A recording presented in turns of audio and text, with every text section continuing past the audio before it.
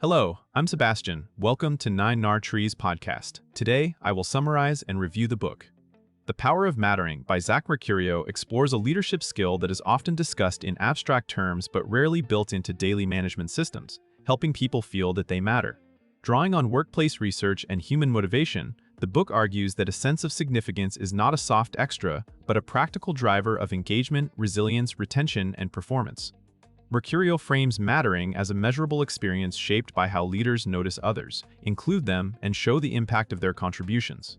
Instead of focusing only on perks or generic recognition, the book emphasizes consistent behaviors that communicate, you are seen, you are needed, and you are valued. Readers are guided to translate these ideas into team routines, feedback conversations, meeting practices, and organizational norms. The result is a leadership playbook for reducing isolation and burnout while increasing trust and accountability. It speaks to managers who want a culture where people bring more of themselves to the work and can point to clear evidence that their presence makes a difference. I will give you key takeaways from this book. Firstly, defining mattering as a leadership and culture metric. A central theme is clarifying what mattering means in a work context and why it belongs on the list of core leadership outcomes. The book presents mattering as more than feeling good about oneself. It is the experience of being significant to others and to the mission, supported by observable signals in everyday interactions. Leaders often assume that pay, promotions, or occasional praise cover this need, yet employees can still feel invisible, replaceable, or disconnected from impact. Mercurio positions mattering as a root factor beneath many familiar workplace problems, including disengagement, quiet quitting, conflict, and churn. When people believe they do not count, they protect themselves by withholding effort, ideas, and emotional investment. When they do count, they take ownership, collaborate, and persist through difficulty.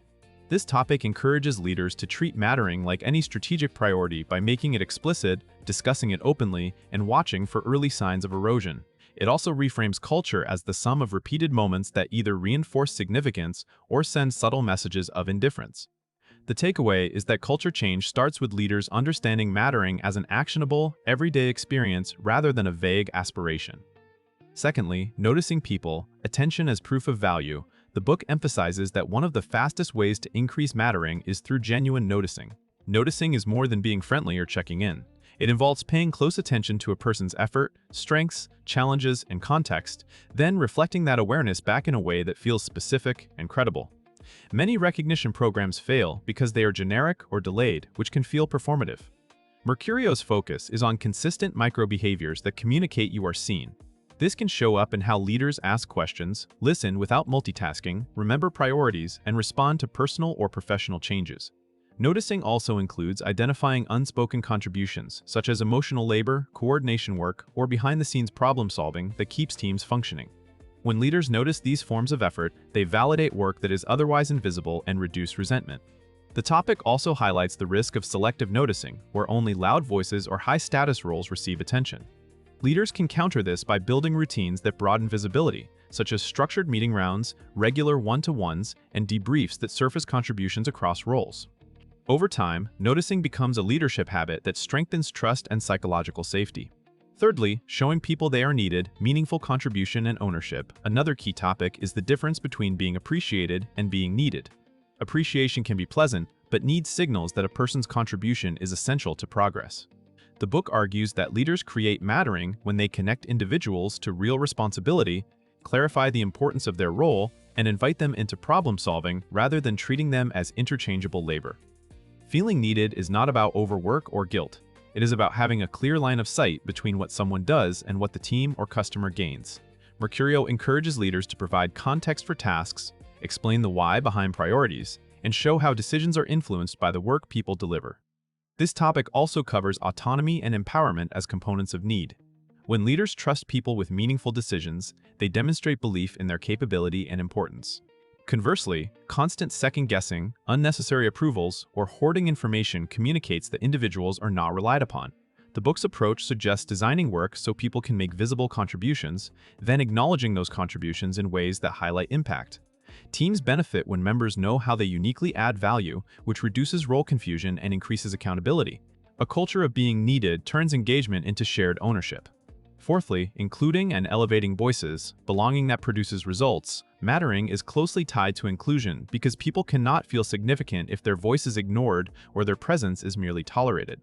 The book frames inclusion as an active practice, inviting input, making space in conversations, and ensuring people see evidence that their ideas influence outcomes. Leaders often say they want candor, yet meeting dynamics, hierarchy, or time pressure can silence quieter contributors. Mercurio's emphasis is on designing interactions that distribute airtime and decision influence more fairly. This includes how leaders facilitate meetings, ask for dissenting views, and follow up on suggestions. Inclusion also means recognizing that different roles have different visibility and power, so leaders must intentionally draw in perspectives from frontline staff, new hires, and underrepresented groups.